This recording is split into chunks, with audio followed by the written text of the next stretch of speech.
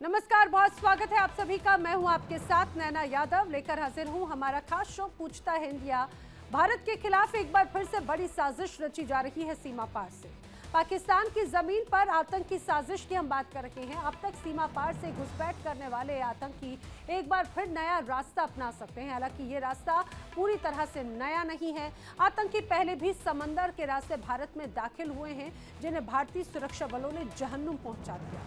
पूरी खबर हम आपको बताएं, लेकिन उसके पहले आपको कुछ तस्वीरें भी दिखाते हैं, जिसके जरिए आप बखूबी समझ पाएंगे कि आखिर किस साजिश का खुलासा हुआ है। पहले इन तस्वीरों को देखिए। दरअसल ये तस्वीरें पाकिस्तान में मौजूद आतंकियों की ट्रेनिंग की बताई जा रही हैं, जहां पर उन्हें स्कूबा डाइविंग, तैराकी की ट्रेनिंग दी जा रही है। और बताया ये जा रहा है कि ऐसी ही ट्रेनिंग कैंप पाकिस्तान के कई बड़े शहरों में मौजूद है। अब आपको पूरी खबर बताते हैं कि आखिर इस पर ऐसे शक क्यों जाहिर किए जा रहे हैं। पाकिस्तान में आतंकी संगठन लश्कर-ए-तैयबा किस तरह से फल फूल रहा है, यह हम सभी जानते हैं। इसको लेकर खुफिया रिपोर्ट सामने आई। रिपोर्ट में दावा किया गया कि लश्कर-ए-तैयबा पानी के रास्ते बड़े हमले करने की तैयारी कर रहा है। बताया जा रहा है कि लश्कर के पास में सैकड़ों स्कूबा डाइवर्स हैं, ट्रेन्ड तैराक हैं, जिन्हें पाकिस्तान के अलग अलग इलाकों में पानी के अंदर मिशन के लिए तैयार किया जा रहा है। और दावा है कि ट्रेनिंग सेंटर्स पर खास उपकरण और स्पीड बोट भी मौजूद है, जिनके जरिए ट्रेनिंग दी जाती है ताकि आतंकवादी पानी के रास्ते घुसपैठ कर सकें और बड़े हमलों को अंजाम दे सकें। 2025 का साल पाकिस्तान का फसाओं का शहजादा बनने का, और नोट कर लो ये 2026 है। इंशाअल्लाह ये खत्म नहीं होगा कि अल्लाह मेरे और आपके इस पाकिस्तान को समुद्रों का शहजादा भी बना देगा। इंशाअल्लाह समुद्रों में भी ला इलाहा इल्लल्लाह के नारे गूंजेंगे, फसाओं में ला इलाहा इल्लल्लाह के नारे गूंजेंगे। समुद्रों से, फसाओं से किसी दुश्मन को हमारी सालमियत को पारा पारा करने की इंशाअल्लाह जुर्रत नहीं होगी। अल्लाह तबारक तआला ये सारी जुर्रतें इस्लाम और पाकिस्तान के दुश्मनों से छीन रहा है, और सारी हैबतें, कुव्वतें, ताकतें और रोब अल्लाह तबारक तआला शहादतों और नजरिए, कुर्बानियां और अजीम जिद्दोजहद के नतीजे में अल्लाह इस ला इलाहा इल्लल्लाह के पाकिस्तान को अता फरमा रहा है। तो दरअसल जिसे आप सुन रहे थे, ये था जिस तरह से सैफुल्लाह कसूरी का बयान सामने आया। ये था लश्कर-ए-तैयबा का कमांडर आतंकी, जो कि यूएन की तरफ से, अमेरिका की तरफ से डेजिग्नेटेड आतंकी घोषित है। लेकिन पाकिस्तान की धरती पर अलग अलग मौकों पर खुल्लम खुल्ला घूमकर वो गीदड़ भभके और बयान देते हुए नजर आता है, लेकिन कोई कार्रवाई उस पर नहीं होती। ये बात तो है, लेकिन जो उसकी गौर करने वाली बात जो उसने अपने बयान में कही, उसने सीधे सीधे समंदर के सिकंदर की बात कही और समंदर के माध्यम से बड़ी साजिशें रचने की बात कही। तो इससे स्पष्ट हो जाता है कि किस तरह से पाकिस्तान एक बार फिर समंदर के रास्ते कुछ हलचल पैदा करने की कोशिश है। हालांकि समंदर के रास्ते घुसपैठ की कोशिश नई नहीं है। आपको याद होगा भारत में हुआ मुंबई हमला। इस दौरान आतंकियों ने मुंबई पर समंदर के रास्ते ही हमला किया था। अब 26 नवंबर 2008 को समंदर के रास्ते मुंबई में लश्कर के आतंकी घुसे थे, और इन आतंकियों ने मुंबई के Taj hotel, Leopold cafe, Chhatrapati Shivaji terminus समेत कई अलग अलग जगहों पर जबरदस्त कत्लेआम मचाया। इन हमलों में 160 से ज्यादा लोग मारे गए। आतंकियों से मुकाबला करते हुए महाराष्ट्र के एटीएस प्रमुख हेमंत करकरे समेत कई अधिकारी शहीद हो गए थे। सुरक्षा बलों ने सभी आतंकवादियों को उस दौरान ढेर कर दिया, लेकिन एक अजबल कसाब जो छत्रपति शिवाजी टर्मिनस से जिंदा पकड़ा गया था, उसे लंबी कानूनी प्रक्रिया के बाद में दोषी करार देते हुए फांसी की सजा दे दी गई। और वही अजबल कसाब जो पाकिस्तान से आया था, पाकिस्तान की बड़ी साजिश का खुद उसकी तरफ से खुलासा किया गया। और इस दौरान जो हमला हुआ उसमें बड़े जानकारियां, बड़े फुटप्रिंट्स पाकिस्तान के मिले। कई बार डॉजियर्स दिए गए, लेकिन पाकिस्तान ने उन सारे आरोपों को सिरे से नकार दिया। जाहिर सी बात है, आतंकियों की साजिश नई नहीं है, लेकिन अंतर है भारतीय सेना के रिएक्शन में। अब हर हमले का जवाब कई गुना पलटवार से दिया जाता है। हालांकि पाकिस्तान ना तो आतंकियों की मौजूदगी की बात मानता है और ना ही भारत के पलटवार से हुए नुकसान की बात। अब आखिर ये किस तरह की साजिश है और एक बार फिर से ऑपरेशन सिंदूर 2.0 या उसका एक अलग स्वरूप नजर आएगा क्या, ये जानने की कोशिश करेंगे। मेरे साथ खास मेहमानों का पैनल जो कनेक्ट होगा उनसे आपको मिलवाऊं, लेकिन बड़े सवाल है, क्या आतंकी पाकिस्तान के जल संसाधनों का दुरुपयोग कर रहे हैं? क्या पाक सरकार का सेना और आतंकियों पर नियंत्रण नहीं रहा? क्या ऑपरेशन सिंदूर 2 का वक्त आ चुका है और उसका क्या एक अलग स्वरूप नजर आएगा, ये जानने की कोशिश करेंगे। खास मेहमानों का पैनल जो मेरे साथ कनेक्ट हो रहा है ये जल्दी से आपको मिलवा देती हूँ। रक्षा विशेषज्ञ रिटायर्ड मेजर जनरल जेके बंसल मेरे साथ में कनेक्टेड हैं।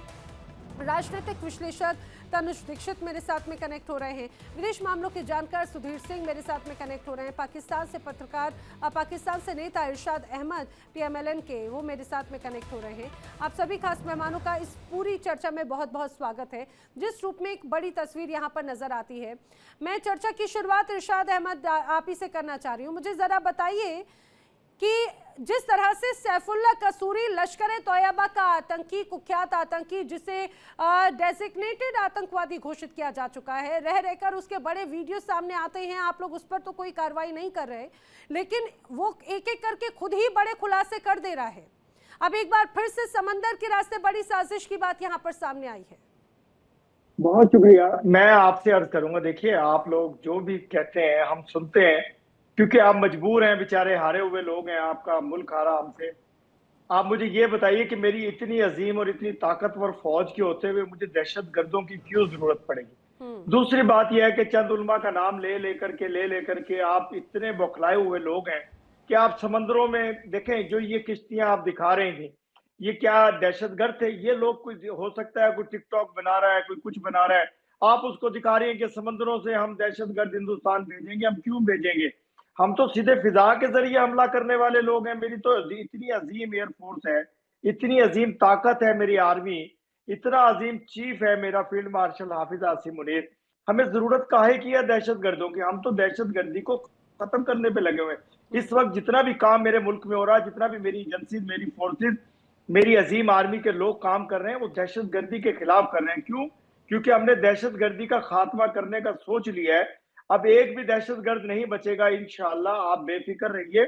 और दूसरी बात, अभी भी होश के नाखून ले लें। मैं आपके एक चैनल पे पहले भी बैठा हुआ था, मैं ये कह रहा था कि अभी भी होश के नाखून ले लें, अपनी दहशतगर्दाना सोच को खत्म करें, अपनी सोच बदलें। मैं हमेशा आपके चैनल पे बैठ करके कहता हूं, जब सोच बदलेंगे खुद ब खुद आपके मामलात भी हल हो जाएंगे।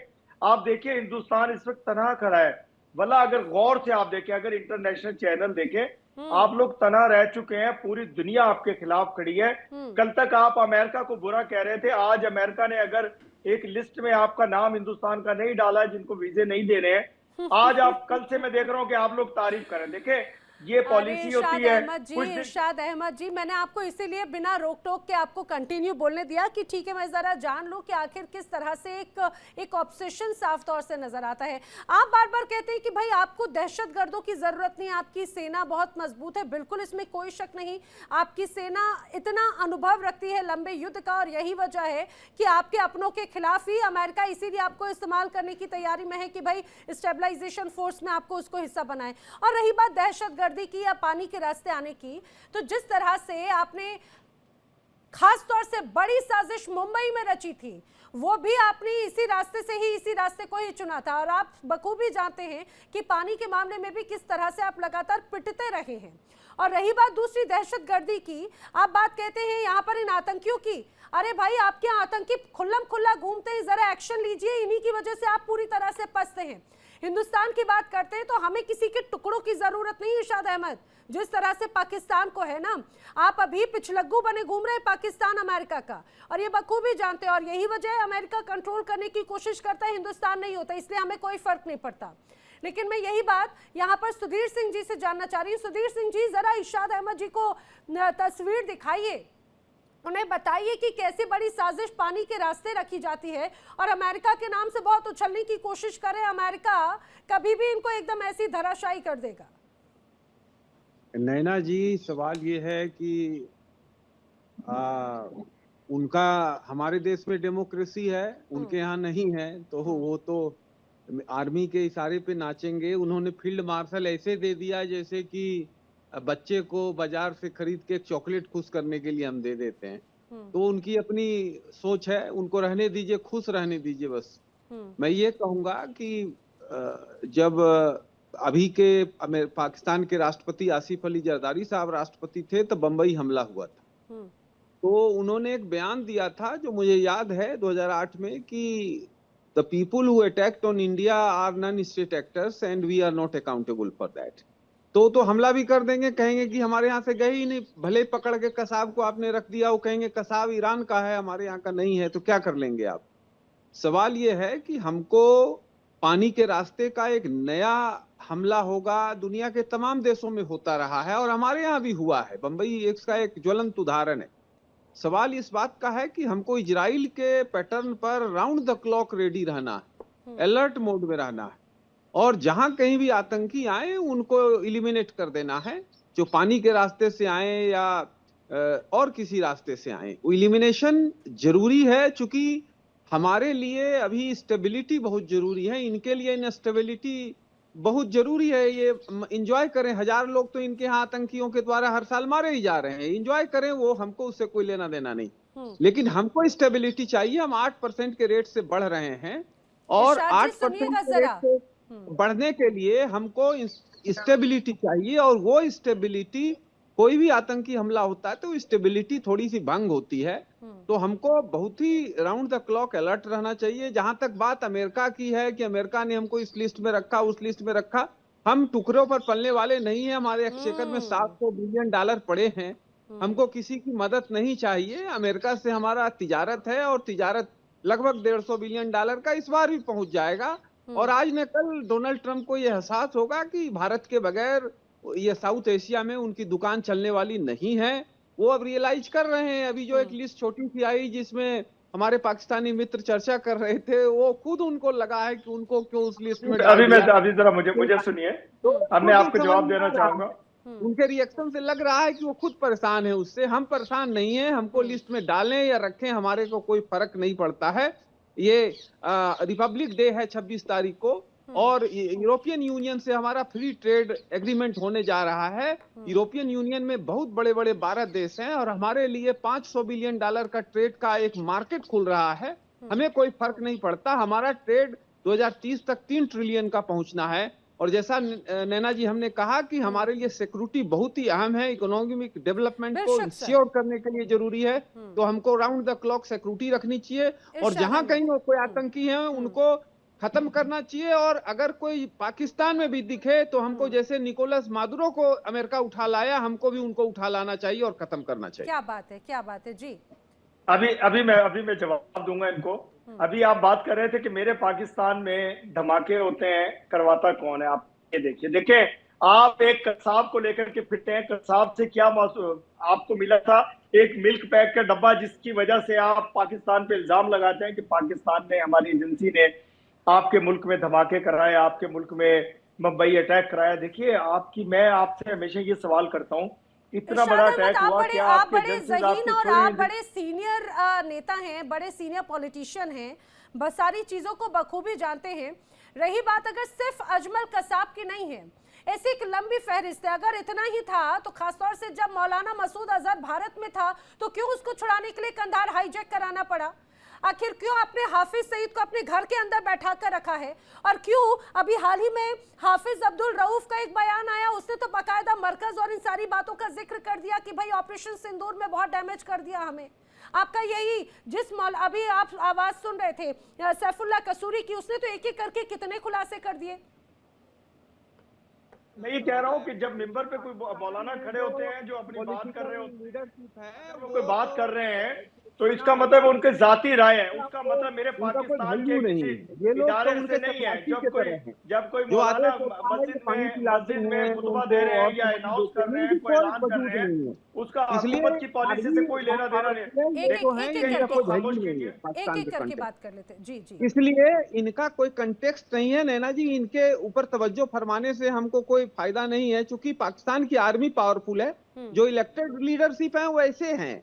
कल इमरान खान जेल में थे, परसों नवाज शरीफ थे, अगले दिन जरदारी साहब थे, तो फिर ये एक से एक जेल में अल्टरनेट करेंगे। उनका खेल है, वो खेलते रहें, मजा लेते रहें। हम तो देख रहे हैं कि भाई कैसे टेलर में डेमोक्रेसी पाकिस्तान में चलती है। उनको मुबारक हो। हमको अपने डेवलपमेंट पर तवज्जो देनी है, अटेंशन देना है। इनकी जो स्थिति है वो अपना, इनको मुबारक हो। इरशाद ये अहमद। अगर हमारे यहाँ कोई आतंकी आएगा, छेड़ेगा, तो हम छोड़ेंगे नहीं, बुरी तरीके से मारेंगे। उस पे हमको है। कमर कसना चाहिए। ठीक है इरशाद अहमद। ये मैं आपसे अर्ज करूं कि हम आतंकी नहीं भेजते, ना हम आतंक पसंद करते हैं। हम तो आतंकियों को मार रहे हैं। मैंने आपको शुरू में भी कहा। दूसरी बात यह है, आपके लिए आतंकी कौन है? अब जरा आपके सुनिए, लिए आतंकी है कौन, जरा ये बताइए। आपके लिए क्या लश्कर ए तोयबा आतंकवादी संगठन है, जैश ए मोहम्मद आतंकवादी संगठन है, हिजबुल मुजाहिदीन आतंकी संगठन है क्या? बड़ा नाम है मोदी सरकार, हिंदुस्तान जो आतंक फैला रहा है। कितना फोबिया है आपको जनाब, आतंक है। कितना फोबिया है। मैं समझती हूँ ऑपरेशन सिंदूर या सर्जिकल स्ट्राइक या स्ट्राइक के बाद में आप लोगों की नींद उड़ी रहती है। भाई जब ऑपरेशन सिंदूर हुआ, आपके राष्ट्रपति ही तो बंकर में बैठने को मजबूर थे। उन्होंने खुद ही ये बात कही। आपके खुद यहाँ पर खुद बाकायदा आपके, जिन्हें आपने फील्ड मार्शल बनाकर रखा है, फील्ड मार्शल बनाकर रखा है, वो खुद ही मौके पर तो थे नहीं। दूसरों का क्रेडिट खुद लेने की बात में यहाँ पर नजर आते हैं। लेकिन तनुज दीक्षित, मुझे एक बात बताइए, आतंकी संगठनों की जब बात आती है तो इनको ये बड़ा फोबिया नजर आता है हिंदुस्तान का। लेकिन पहले भी बड़ी साजिशें रची गई हिंदुस्तान के खिलाफ। एक बार फिर से इस साजिश का ये बात सामने आती है, और उसके पहले जो साजिशें थी बाकायदा डोजियर दिए गए, जिसको कभी इनकी तरफ से स्वीकार नहीं किया गया। तो अभी आतंकियों का एग्जिस्टेंस तो कहाँ ही एक्सेप्ट करेंगे ये। अरे पाकिस्तान हमेशा ये कहता है कि हमारा आतंकियों से कोई लेना देना नहीं, लेकिन ऐसा कोई आतंकी नहीं जिसका लेना देना पाकिस्तान से ना हो। बताइए एक ऐसा आतंकी जिसका पाकिस्तान से कभी लेना देना ना रहा हो, या उसका कभी जिक्र ना रहा हो।